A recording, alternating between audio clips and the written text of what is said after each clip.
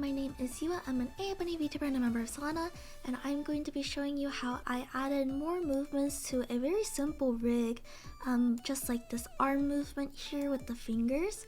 So this is assuming you have all of this separated. You could probably still do this if you just have like this one arm as a layer and then the fingers separated, but I would recommend separating the upper arm, the forearm, and then each of the fingers. So this is going to be assuming that is separated. Please note that if it isn't separated, it might not look as expressive, and that's just how most parts of rigging go. Especially if you're kind of new to Live2D, it's better to have it separated so you can kind of understand each part. If you're like a pro, you probably wouldn't be watching this anyway, so don't worry about it. So let me go ahead and show you real quick how I did this, and then I'll show you all my physics settings.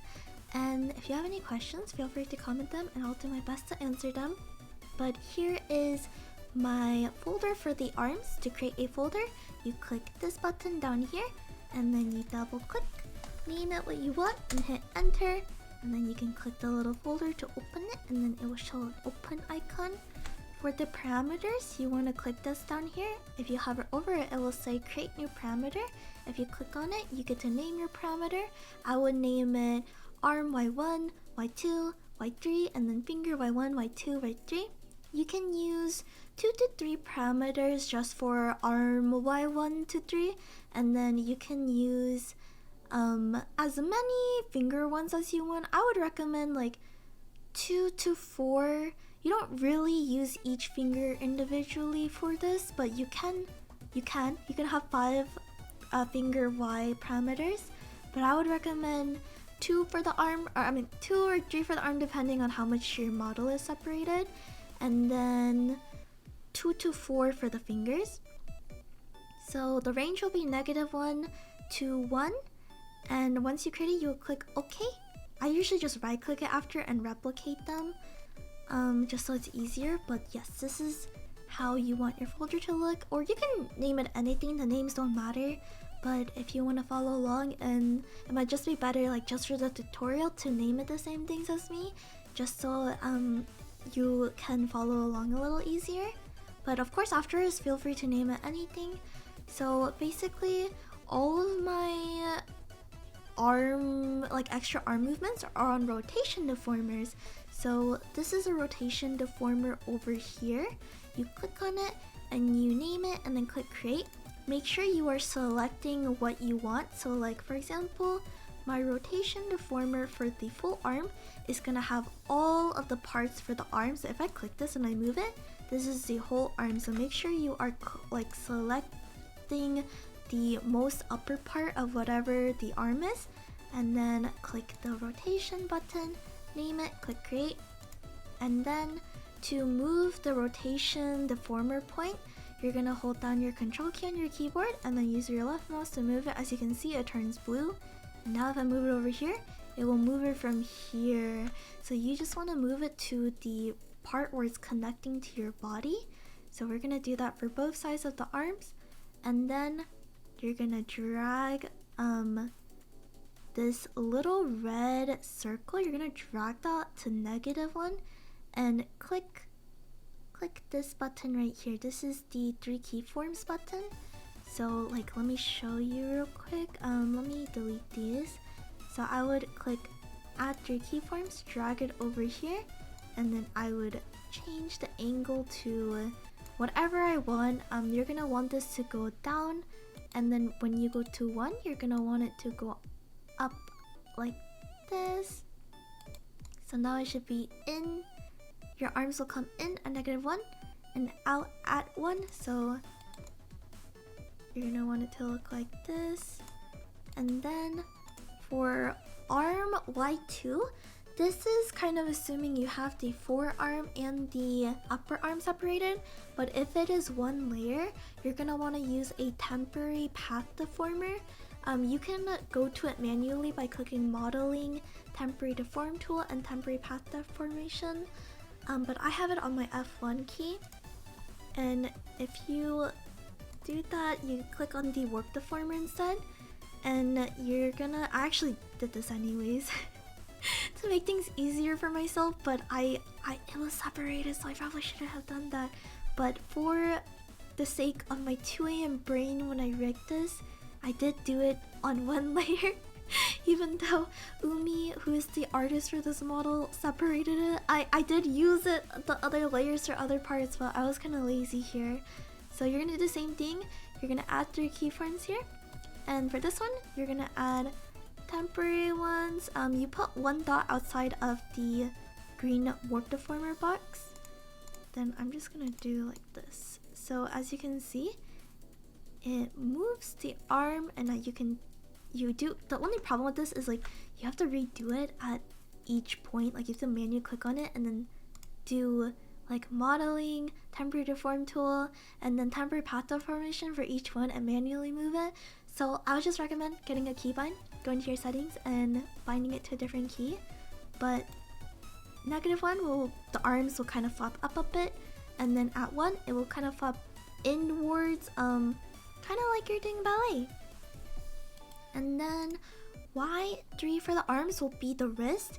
You can also, it's better if you have the wrist separated, or if it's just like the forearm and the wrist. But if it's your whole arm, it might not look the best, so you can skip this one if you think it's looking too scuffed. But if you do have the wrist separated, you're gonna just want to do a rotation deformer for the wrist. So let me select this. So I have a rotation deformer on it, just for the wrist to flop a bit. So this one will go in, this one will go up.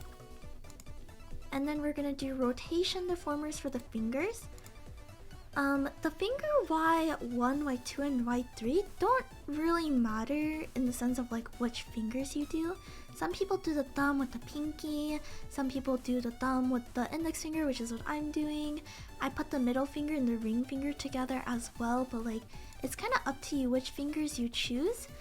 Just make sure you go up for the -1 and then inwards for the 1.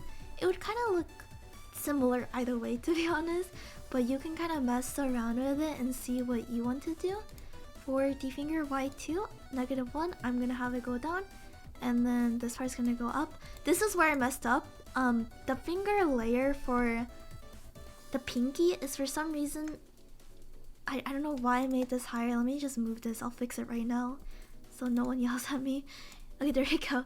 So that one should be fixed now. And then finger Y3. This one's just the pinky. I moved it very slightly because I was not gonna even rig it, but I was like, it was like I had to have 3 and 3 like 3 and 3 parameters, so that's why I did that.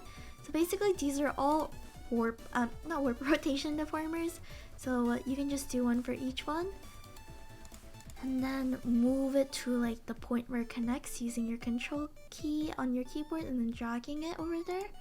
And then when we go to modeling, let me switch over the window. We're gonna look at this. You see how it has some movement-ish moving. So to do that, I'm just gonna show you my physics settings. If you don't understand physics, like you're kind of new to it, I'm not the person to explain it to you because I do not know what I'm doing. Every time I go into physics settings, I'm like, I spend like an hour like, how does this work? Like I actually do know how it works in my head. I just cannot explain it. Like half the time I'm moving on instinct.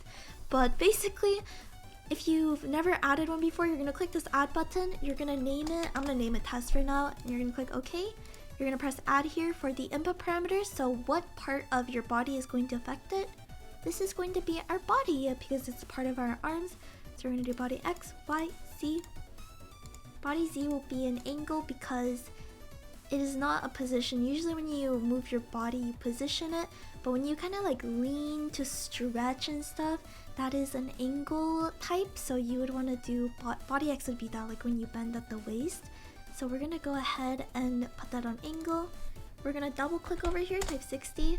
60 is just a default I use for most like Z positions, like head Z, body Z. So I'm just gonna do 60 for that.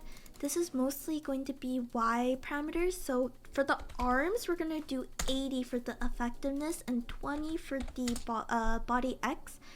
Please note that this position X, they need to add up to 100. Same thing with angles. If you have two angle types, they do need to add up to 100. So if I had another angle type here, like another body thing here, angle, I would do 40, so it adds up to 100. It doesn't have to add up to 100. I typically do make it add up to 100. I don't remember what happens if you don't, but I would just make sure it adds up to 100. But it won't let you, like, I can't make this like 90, you know, like it won't let me. So please note that. And then we're gonna add 3 pendulums for the arms.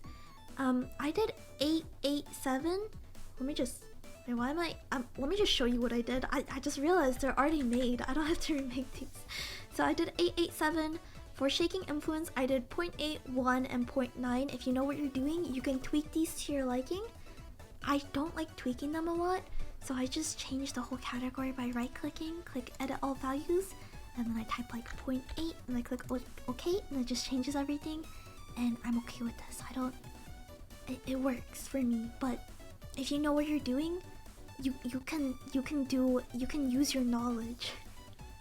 And then after you add 3 pendulums, you do need to add the pendulums first, by the way. Go to your output settings and click add, and then add your arm Y1, arm Y2, arm Y3. It's not showing up here because I already have it in. And I did a reduce scale, but you can do increased output to make it go higher. But I feel like this was already enough dynamic movement for me, so I made mine kind of low. I only made the top part of the arm really move. So this is how I did the arm one.